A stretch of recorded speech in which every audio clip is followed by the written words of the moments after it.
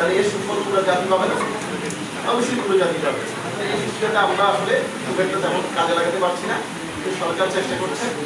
আমরা আস্তে আস্তে আমরা আসলে এই চেষ্টার সাথে যদি আমরা যুক্ত হতে পারি, অবশ্যই আমরা একসাথে সফল হব। আমরা জুলাই আগস্টে ছাত্র জনতার যে গণ আন্দোলন, সেই গণ আন্দোলনে কাদের অংশগ্রহণ সবচেয়ে বেশি দেখি? যুব সমাজের অংশগ্রহণ সবচেয়ে বেশি দেখছি। আমরা কিন্তু তারা তো নেতৃত্ব দিয়েছেন, ছাত্ররা করেছেন, তারাই তো নেতৃত্ব দিয়েছেন।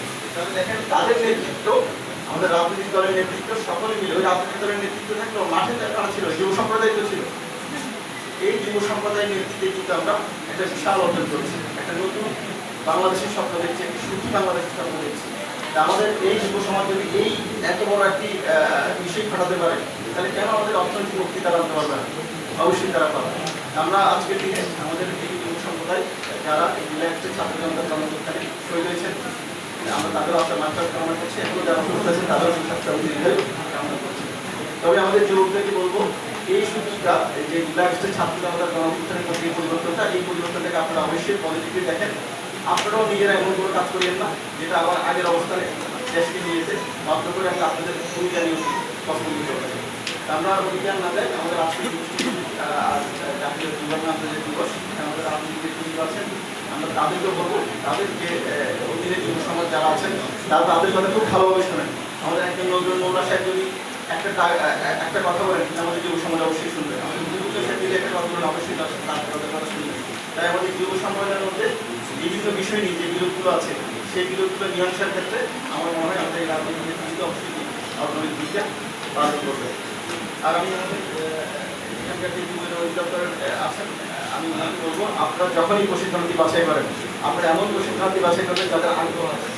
আপনারা এমন প্রশিক্ষণার্থী বাছাই করি আমরা যারা শুধুমাত্র আসবে, ট্রেনিং করবে, ট্রেনিংয়ের খাতাটা নিয়ে যাবে এবং এই উদ্দেশ্যে বিভিন্ন জায়গায় ট্রেনিং করবে। আমি এখানে যে ট্রেনিং প্রশিক্ষণার্থী নিয়েছি, বিসিকেও কিন্তু একই প্রশিক্ষণার্থী নিয়েছি, মৎস্য ডিপার্টমেন্ট সেখানেও কিন্তু একই প্রশিক্ষণার্থী নিয়েছি। অর্থাৎ আমাদের একই প্রশিক্ষণার্থী যারা এই জিনিসটা জানে, তারা ঘুরে ঘুরে বিভিন্ন জায়গায় প্রশিক্ষণ নিয়ে থাকে, কারণ কিছু খাবার সেখানে পাওয়া যায়। আমি এটা খারাপভাবে বলছি না, আপনারা আমার মনে কিছু নিয়েন না, আমি খারাপভাবে বলছি না। এর মধ্যে থেকে তো আমাদের মিডিয়ার মধ্যে একজন উঠে এসেছেন, আমাদের মহাশয়ের অনেক উঠে এসেছেন। আমরা আশা করি এই প্রশিক্ষণের মধ্যে দিয়ে সামনে আরও বড় বড় উদ্যোক্তা উঠে আসবে এবং উদ্যোক্তা নতুন নতুন কর্মসংস্থান সৃষ্টি করে আমাদের জায়গাত্ম নির্বাচনে আপনারা অগ্রণী ভূমিকা পালন করবেন। এখন আমাদের যুব সমাজের জন্য বিশাল চ্যালেঞ্জ সামনে আসছে। আমাদের অতিথি পুরুষরা একটু ধারণা দিয়েছেন, আপনারা আর্টিফিশিয়াল ইন্টেলিজেন্সের কথা শুনেছেন। সেই আর্টিফিশিয়াল ইন্টেলিজেন্সের যুগে আমাদের এখন অসংখ্য কল সেন্টার আছে না, অসংখ্য কল সেন্টার আছে যেখানে আমাদের মেয়েরা কাজ করে। আমাদের যে আর্নিং অ্যান্ড লার্নিং যে সুবিধার কাজ মধ্যে দিয়ে অনেক কল সেন্টারে কাজ করে, কিন্তু ভবিষ্যতে এই আর্টিফিশিয়াল ইন্টেলিজেন্সের কারণে এই কল সেন্টারগুলো থাকবে না। আমাদের প্রোডাকশন খাতে যে মেনুয়ালকে শ্রমিক তাদের কাজ কিন্তু থাকবে না।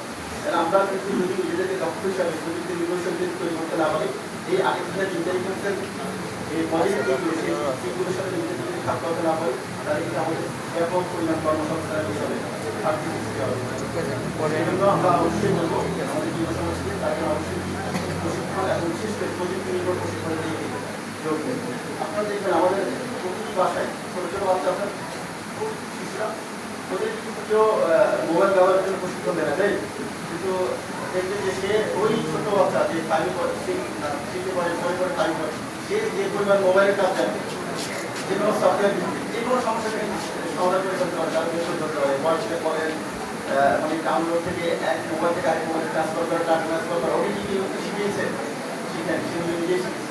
এই বিষয়টা আসলে খুব একটা বেশি কঠিন না এবং এই বিষয়গুলোর জন্য খুব বেশি ডিগ্রি অর্জন করতে হয়, এটা আপনার আগ্রহটাই কি যথেষ্ট। আমরা আশা করি আমাদের এই ছোটো ছোটো প্ল্যাটফর্মের মধ্যে দিয়ে সরকার এবং বেসরকারি মধ্যে বিভিন্ন প্রশিক্ষণগুলো আপনাদেরকে দিয়ে থাকে, সেই প্রশিক্ষণগুলো প্লাস আপনার নিজের যেটা নিজের যে সক্রিয়তা সেটা আপনারা আপনাদেরকে অবশ্যই প্রযুক্তি নির্ভর করে তুলবেন এবং আপনাদের এই প্রযুক্তি নির্ভরতা তার সঙ্গে আমাদের জাতির স্বাবলম্বী করতে এবং জাতির অর্থনৈতিক উন্নয়নে অর্থনৈতিক ভূমিকা পালন করবে। আর আমাদের তথ্য প্রযুক্তির কারণে আবার অনেক খারাপ দিকও আছে। আমাদের পুলিশ সুপার মহোদয় মাঝে মাঝে বলেন যে আমাদের অনেক যুব সম্প্রদায়, আমাদের এখানে যারা যুবকরা আছেন তারা এই তথ্য প্রযুক্তির বিভিন্ন ব্যবহারের কারণে অথবা না জানার কারণে নানাভাবে কি করছেন, ঝামেলার সম্মুখীন হচ্ছেন, গ্যাস লেগের সম্মুখীন হচ্ছেন। আপনারা এই বিষয়টাকে অবশ্যই কি করবেন, গুরুত্ব দিবেন এবং আপনারা যখন কোনো তথ্য প্রযুক্তি মজুত করার ক্ষেত্রে আপনারা অবশ্যই সাবধানতা এবং সতর্কতা অবলম্বন করবেন। নাহলে কিন্তু আপনার পারিবারিক জীবন, সামাজিক জীবন মারাত্মক ঝুঁকির সম্মুখীন হবে। কারণ আমরা এই বিষয়টি খুব বেশি ফেস করছি, আমাদের সেই মাধ্যমে নির্বাচন বলে। আমরা আশা করি আমাদের এখানে যারা আছে যুবকরা এই বিষয়ে আরও অনেক বেশি সতর্ক হবে এবং নিজেরাও এই ধরনের কোনো ক্রাইমের সাথে যুক্ত হবে না। কারণ এগুলো ধরে ফেলে এখন এই তথ্য প্রযুক্তির যুগে কে কী তথ্য তারা কিন্তু ধরে ফেলেছি করতে যাবে না। আমি আর কথা না বলাই, আমি আমাদের যুব সম্প্রদায় যারা লোকে আছেন তাদের মধ্যে করছি আজকে এই সরকারি অনুষ্ঠানে সুন্দরভাবে পাস করার ক্ষেত্রে আপনাদের সহযোগিতা না করে আপনাদের আপনার করতে পারবেন না। আপনাদের আকর্ষণ করে এবং ছাত্র জনতার গ্রহণ করে যুব সম্প্রদায় তারা আপনার মাধ্যম কামনা করে সকলকে ধন্যবাদ জানিয়ে আমার বক্তব্য শেষ করছি। অসংখ্য ধন্যবাদ স্যার। স্যারকে আমন্ত্রণ জানাবো, বসার আগে স্যার বসে পড়েছে, যাই হোক স্যারকে আবার আমন্ত্রণ জানাবে এ পর্যায়ে শপথ বাক্য পাঠ করাবার জন্য। এ পর্যায়ে শপথ বাক্য পাঠ করাবে জনাব মোহাম্মদ শফিউল আলম, জেলা প্রশাসক বরগুনা।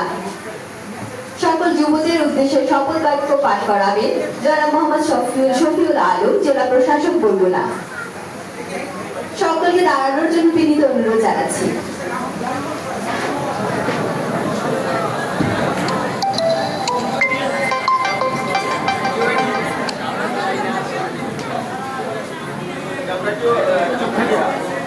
আমি বলার পর আপনার সাথে বলবেন আপনি এটা মনে করেন দেওয়া হয়েছে।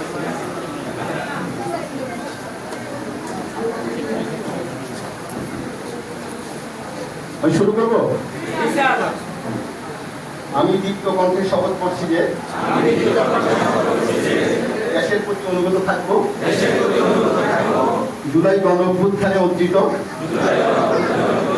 বাংলাদেশের সার্বিক কল্যাণের জন্য নিয়োজিত থাকব, যুব সমাজের পক্ষে দেশের সার্বভৌমত্ব রক্ষা ও জনগণের অর্থনৈতিক মুক্তির জন্য কাজ করব, যুব উন্নয়ন অধিদপ্তরের প্রশিক্ষণকে কাজে লাগিয়ে উদ্যোক্তা হব, দেশকে ভালোবাসব, দেশের মানুষের সেবায় নিজেকে সর্বদা নিয়োজিত রাখবো,